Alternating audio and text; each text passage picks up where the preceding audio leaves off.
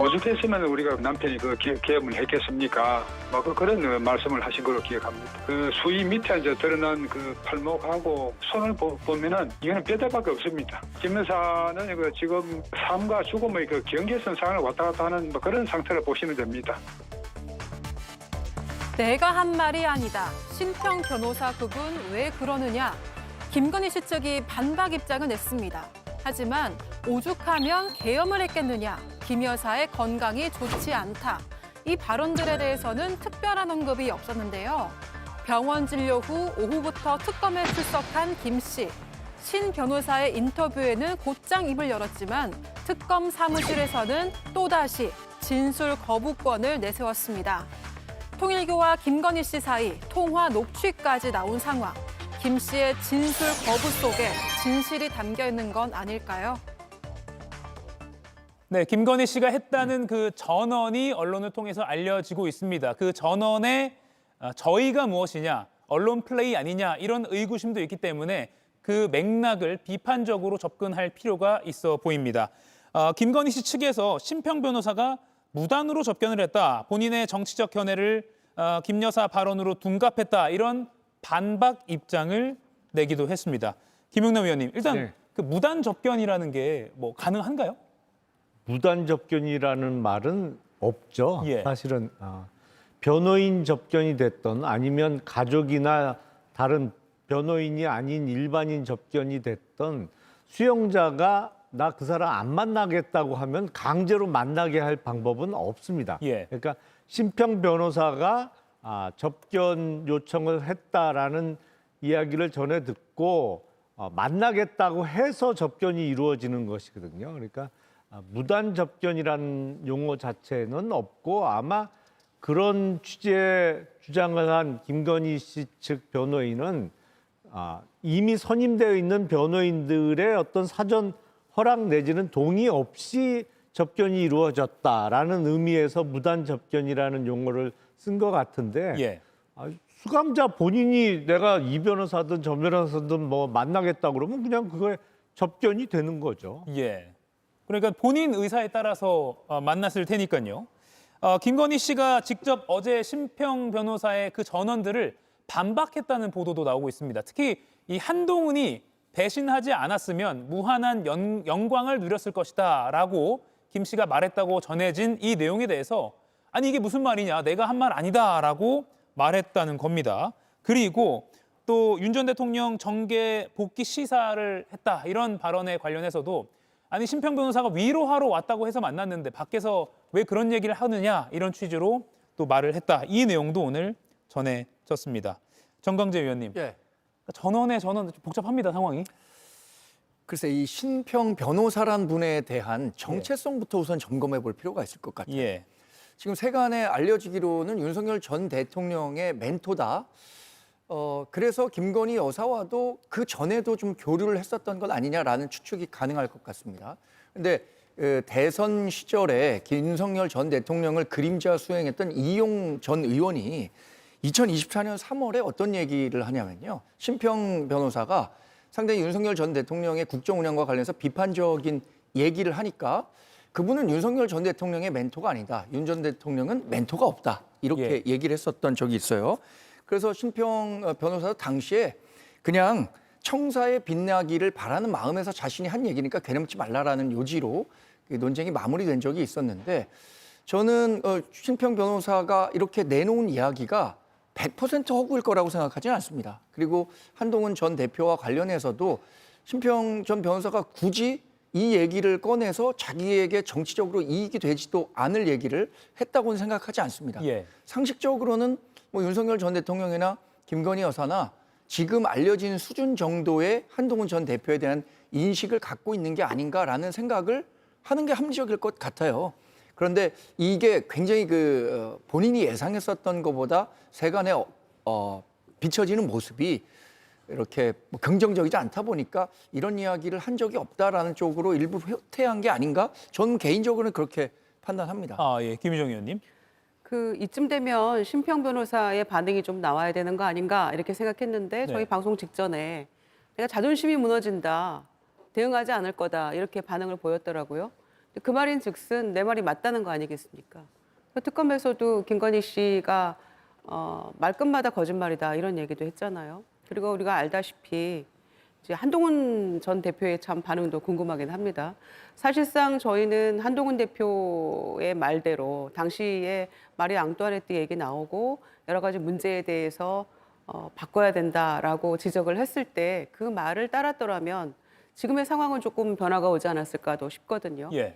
그리고 또 하나 그 대선 때 기자회견하면서 사과했던 그 장면이 떠오르지 않습니까? 그러니까 또 한동훈 대표에 대한 얘기도 있지만 또 심평 변호사가 전한 얘기에는 내가 없어 내가 뭐 죽어야 뭐 남편이 뭐 살 수 있다 뭐 이런 취지의 이야기를 했다면 그때 당시에도 똑같은 얘기했어요. 이거는요 그 나이 드신 분들이 앉았다 일어날 때 아이고 이러면서 그 추임새와 같은 거예요. 추임새 없이는 앉기도 서기도 어렵다라고 얘기들 하시잖아요. 그것과 똑같은 것 같아요. 그때도 내가 없어져서 남편이 있는 그대로 평가받을 수 있다면 그렇게라도 하고 싶다라고 얘기해놓고 그 이후의 행적은 여러분 아시는 대로이지 않습니까?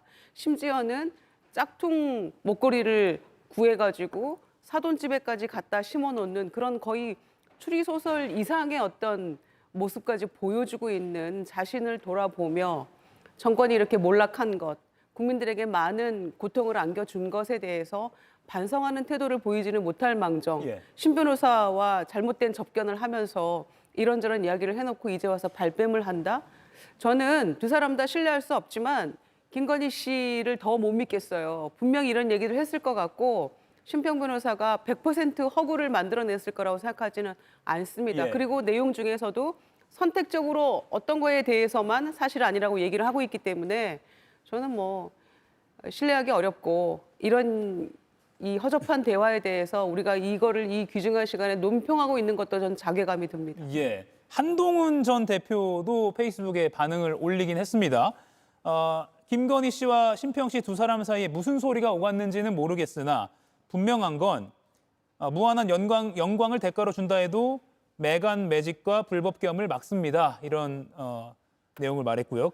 국민을 배신하지 않는 길입니다. 앞으로도 그럴 겁니다. 이렇게 지금 보는 장면처럼요. 밝히기도 했습니다.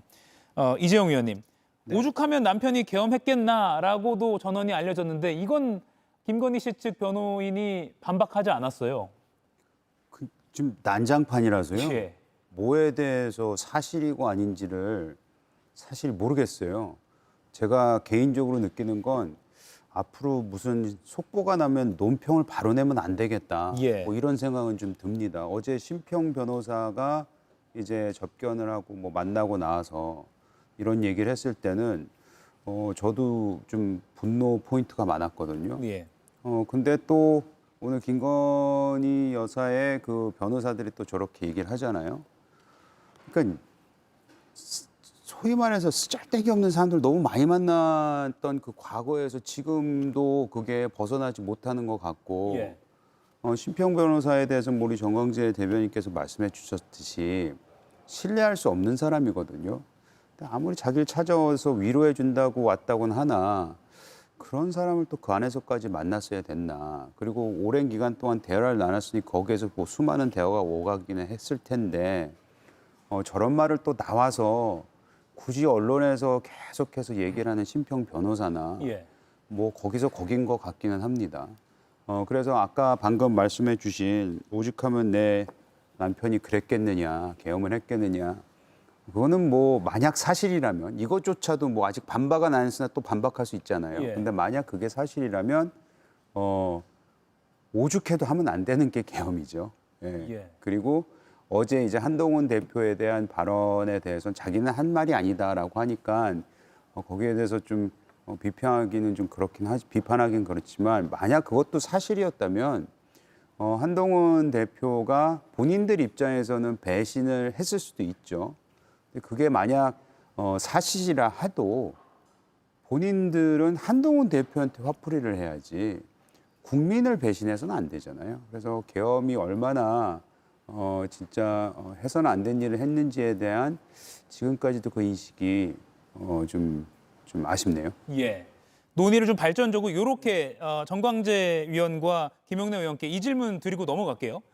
그러면 이 뭐 한마디 한마디를 분석하기보다 김건희 씨의 이런 전언들이 옥중 정치다, 윤어게인 결집을 위한 거다, 또는 국민의힘 전당대회에 뭔가 메시지를 주기 위함이다, 이런 분석이 있는데 이런 분석에는 동의하십니까?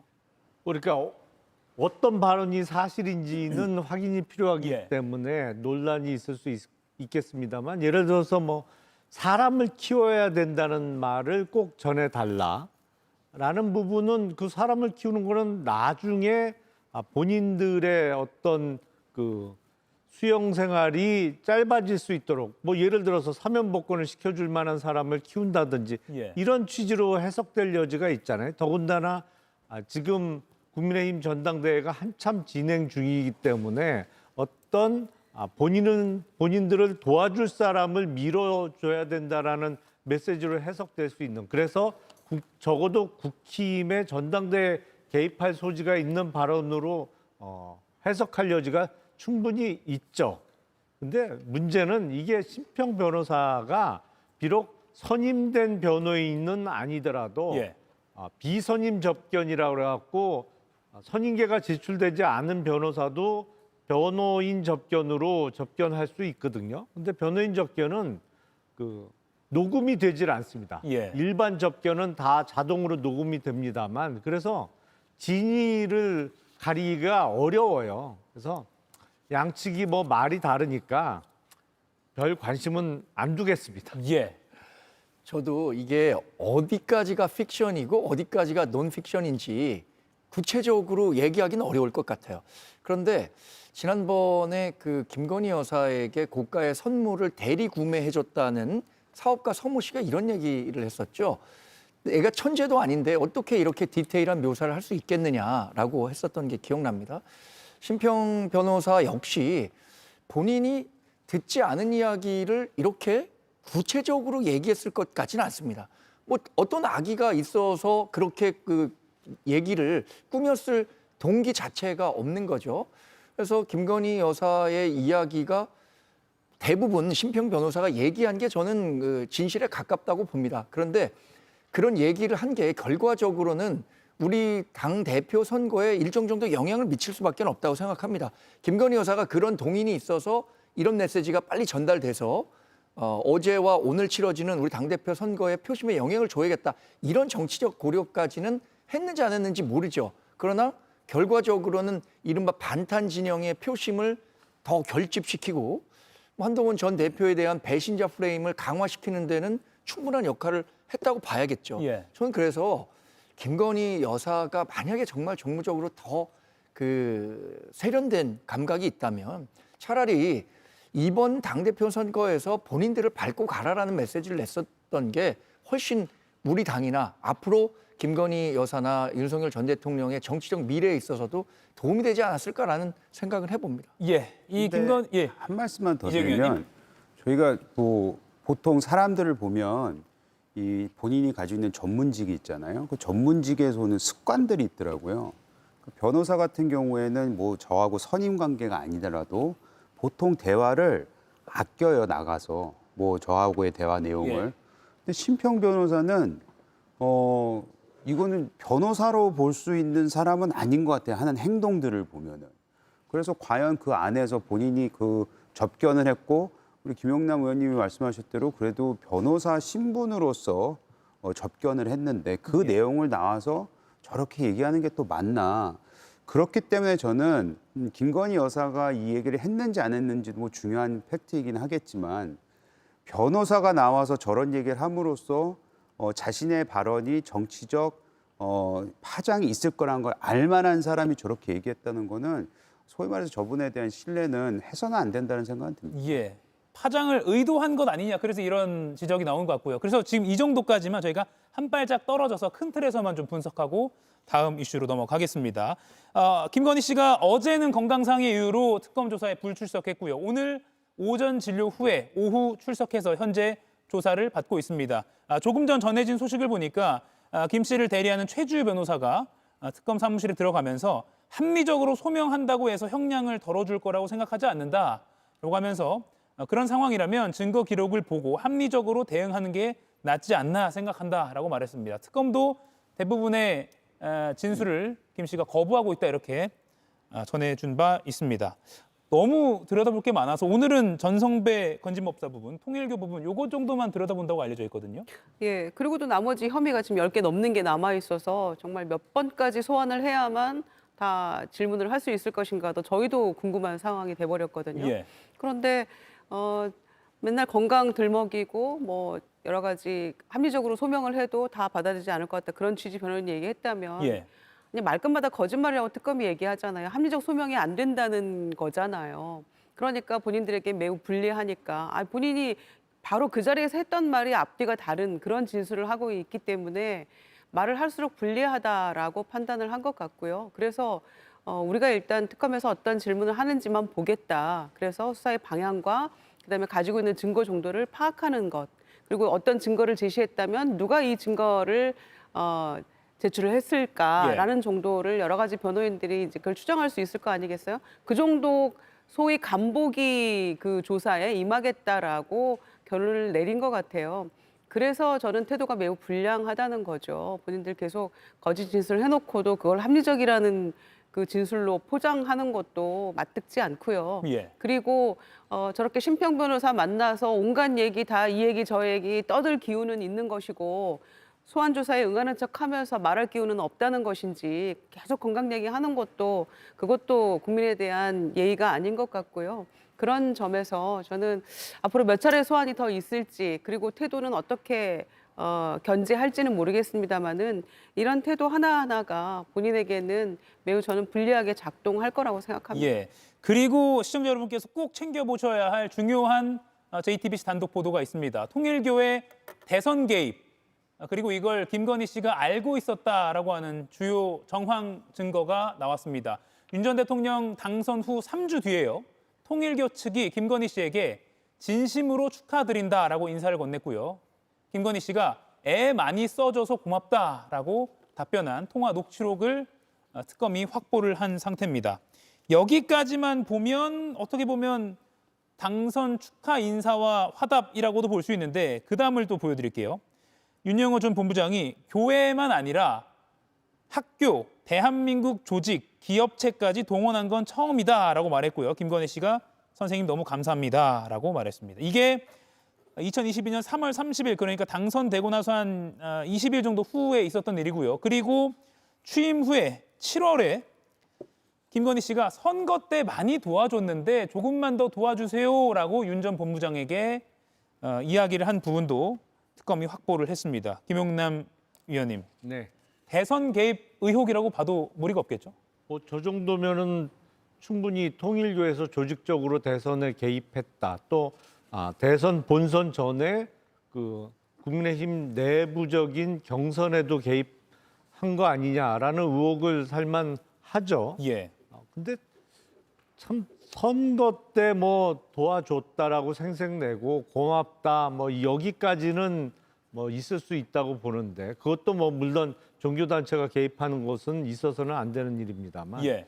이미 당선돼서 대통령이 됐는데 2022년 7월 달에 조금만 더 도와달라고 하는 거는 도대체 뭐예요? 대통령과 대통령의 영부인이 도와달라고 하면 안 도와줄 수는 없겠습니다만 선거 때 도와달라고 부탁하는 거하고는 완전히 차원이 다르잖아요. 예. 이미 우리나라 최고위직인 대통령인 공무원이 됐고 뭐 어마어마한 권한과 권력을 갖고 있는 상태에서 도와달라고 하는 거는 그건 부탁이라기보다는 거의 뭐 지시 내지는 강압으로 받아들일 수밖에 없는데 예. 참 보면 공직자로서의 기본적인 아니면 공직자의 배우자로서의 기본적인 소양은 전혀 갖추고 있지 못하다는 생각을 또 한 번 하게 됩니다. 예, 이재용 의원님.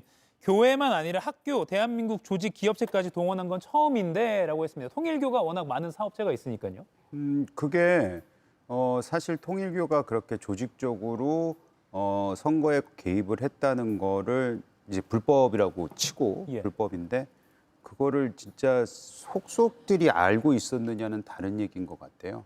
왜냐하면 통일교가 어떤 집단인지는 웬만한 사람들은 다 알고 있잖아요. 얼마나 방대한 조직력이 있을 만한 예. 그런 종교 단체인지는 알고 거기에 대해서 뭐 윤 본부장이라는 사람이 전화해서 저희가 뭐 이렇게까지 열심히 했습니다라고 하는데 거기다 대고 당시 이제 당선인 부인으로서 아유 그거 왜 그러셨어요 불법인데라고 할 수는 없었을 테고 그냥 지나가는 말로 선생님 너무 감사합니다 했을 텐데 중요한 거는 진짜 저렇게 그 혹여라도 뭐 돈이 오갔거나 불법적으로 무슨 동원이 됐거나 그걸 알았느냐 몰랐느냐 이게 핵심이겠죠. 예. 그거는 수사를 통해서 나와야 된다고 생각합니다. 예, 특검이 그래서 수사를 하고 있습니다. 특히 한학자 통일교 총재를 언급한 두 사람 간의 대화도 나와 있습니다. 윤 전 본부장이 김건희 씨에게 총재님은 하늘이 내린 사람이 대통령이 되어야 한다고 했다라고 하면서 이 하늘에 내린 사람은 곧 윤석열 전 대통령을 의미하는 걸로 충분히 읽힙니다.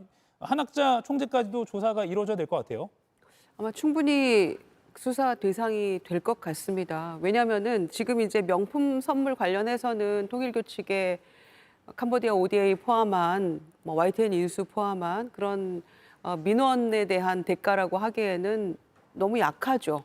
뭐 억대 보석은 굉장한 겁니다만 서민의 입장에서 봤을 때는 예. 그러나 이것만으로는 좀 약하다는 느낌이 드는데 여기에도 한학자 총재가 연관이 있는지 이게 단순 개인의 일탈로 보기에는 좀 크죠. 그래서 충분히 조사가 이루어져야 된다고 생각하고요. 윗선까지. 그래서 제가 약하다라고 생각하는 그 지점이 바로 대선 때 그렇게 온갖 교회 조직뿐만이 아니고 학교와 그 기업까지 다 동원해가지고 통일교 측과 관련된 기업들이 있을 테니까 한 것은 처음입니다라고 한 이유가 바로 그런 민원들을 도와주고 해결해 줘야 될 이유가 된다고 생각하거든요. 그런 점에서 대선 때 도와준다는 의미는 조직과 돈입니다. 그런데 교회뿐만 아니라 그러면 이제 교회만을 그 동원해서 도와줬던 전례는 있었던 모양이죠. 예. 이번에는 교회뿐만 아니라 기업과 학교까지 다 동원해서 한 것은 총동원한 건 처음입니다라는 얘기를 했으니까 감사하다고 했고요. 그리고 아까 7월 15일 날 통화에서도 도와주신 거 감사한데 조금만 더 도와주세요라는 제가 주목하는 그 지점은 이후에 당의 전당대회를 앞두고 권성동 의원을 돕기 위해서 그게 윤심이다라고 건진이 얘기를 했고 조직적으로 당원 가입하고 도와주고 저는 일련에 이런 것도 포함이 돼 있는 게 아닌가 싶어요. 예. 그래서 한학자 총재가 2022년 3월 2일 날 그 잠실 롯데인가요? 거기에서 뭐 100명 넘는 통일교 간부들을 모아놓고 사실상 윤석열 후보를 지지하는 듯한 발언을 했다고 알려져 있고 그리고 그 이후에 며칠 지나서 조직적으로 뭐 2억인가를 그 지부에 다 뿌리고 그걸로 뭐 윤핵관도 쪼개기 후원해서 뭐 500만 원씩인가를 주고 그다음에 중앙당 후원회에도 돈을 내고 이런 예. 것들이 일련의 상황이 있잖아요. 그래서 돈과 조직이 전방위적으로 풀려서 대선 때도 돕고 그 이후의 상황에서도 민원 해결을 위한 여러 가지 조직적 당원 개입 의혹들이 있기 때문에 저는 이것은 지금 통계의 원탑이라고 할 수 있는 한학자 총재까지 조사를 해야만 예. 뭔가 실마리가 풀리지 않을까 생각하기 때문에 충분히 저는 수사 대상이 되고 조사해야 된다고 생각합니다. 예, 그리고 통일교 의혹과 관련한 또 핵심 피의자 중 한 명인 건진법사 전선배 씨는 오늘 예정된 영장실질심사는 포기를 했습니다. 5분 만에 그냥 심사는 종료가 됐다고 하고요. 김영남 의원님, 네. 심사 포기면 그냥 결과를 다 받아들이겠다. 결국 발부가 되어도 발부가 될 걸 예상했다고 해야 될까요?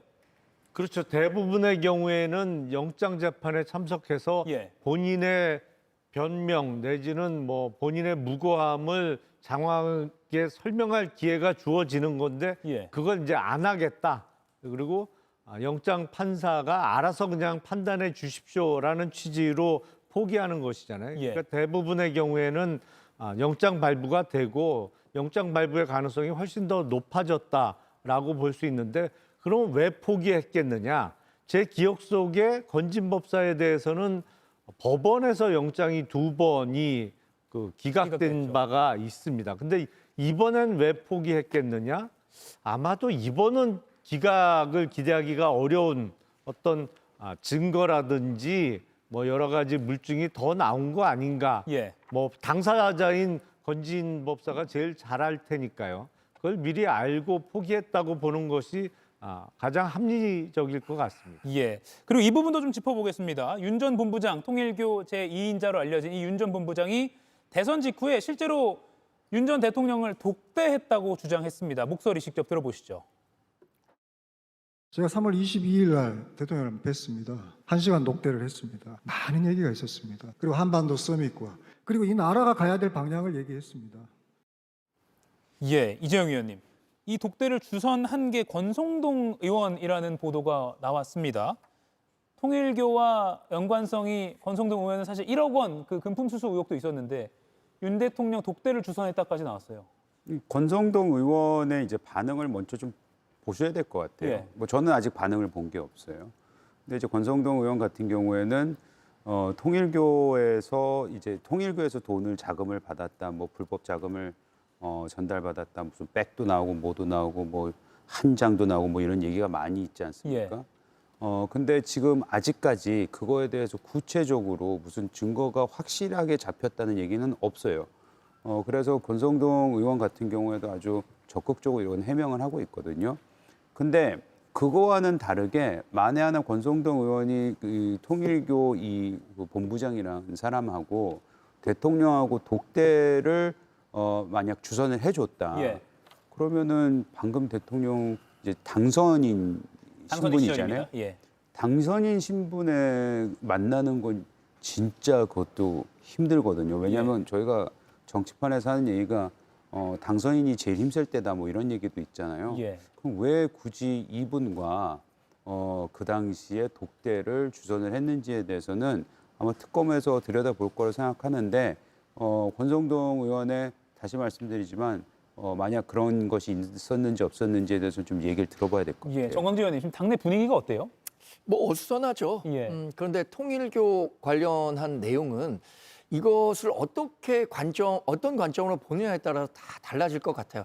그러니까 이 범죄 혐의가 있다고 생각하면 그 관점으로 모든 것이 해석되는 것이고 그냥 목사님이나 또는 통일교 전체에서 우리가 가치를 같이 하는 후보가 윤석열 당시 후보였다라고 생각해서 자발적으로 뭐 한학자 총재를 비롯해서 이번에는 이런 사람이 좋겠다라고 얘기한 것인지 이거 굉장히 제가 생각하기에는 뭐 특검이든 아니면은 재판을 하는 과정에서든 상당히 입증하는 데는 어려움이 있지 않을까 싶기도 하고요. 예. 권성동 의원을 통해서 만났다? 좀 그 가능성은 충분히 있다고 봅니다. 왜냐하면 여러 가지 정황들이 또 권성동 원내대표의 당시의 역할들을 고려했을 때는 윤석열 전 대통령을 만났다고 한 사실은 사실 이런 그 정치적 소용돌이가 있기 전에 벌써 윤 본부장이 얘기를 했던 거거든요. 예.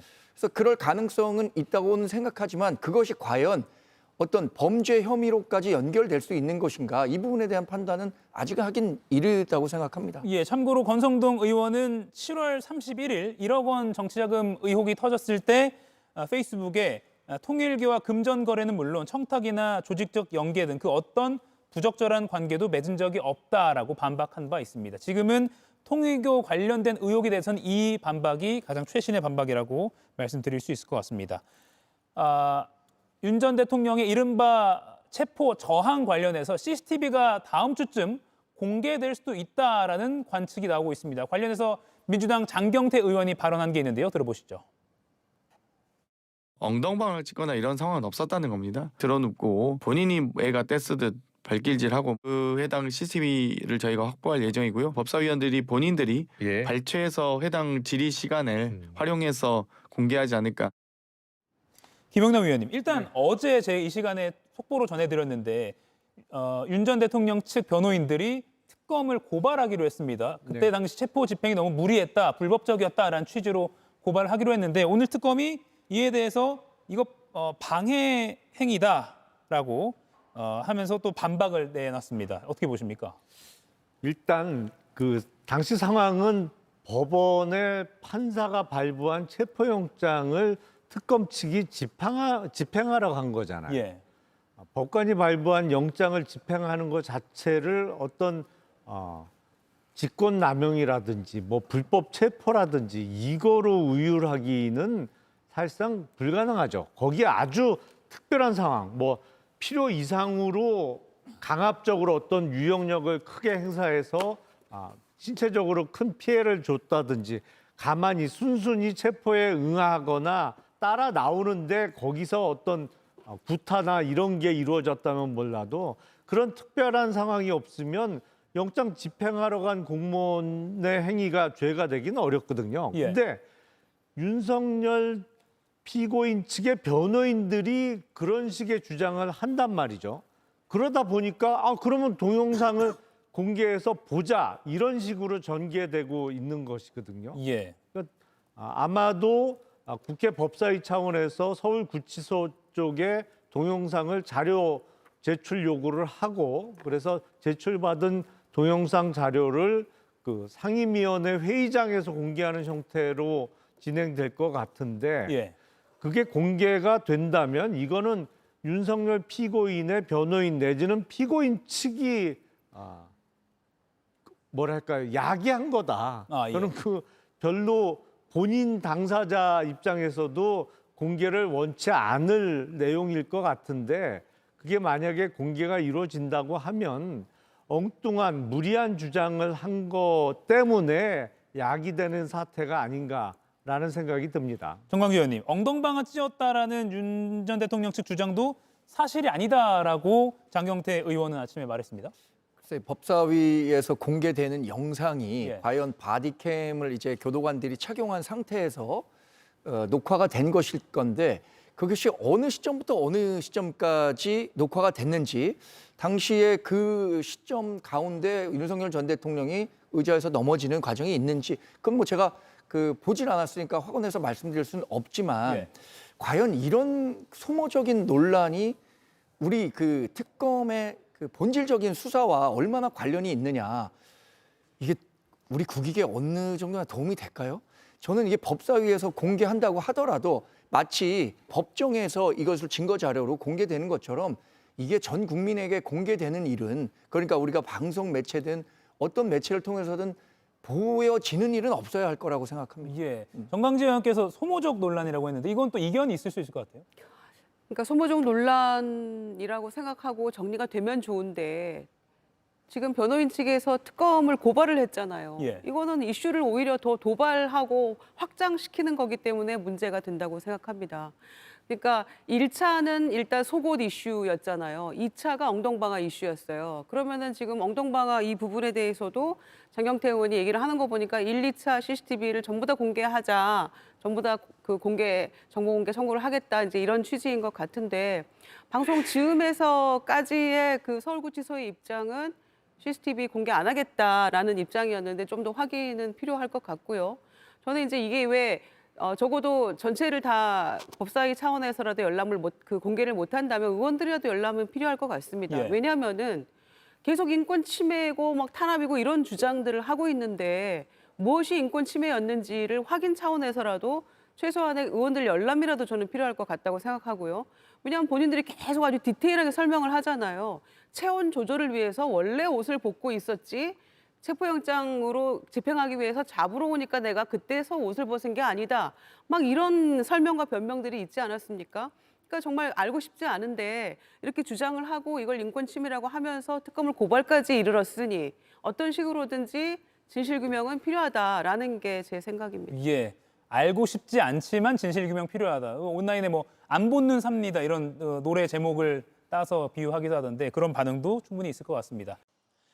이가혁 라이브를 시청해 주셔서 고맙습니다. 이가혁 라이브는 평일 오후 5시 TV와 유튜브로 실시간으로도 함께 하실 수 있습니다.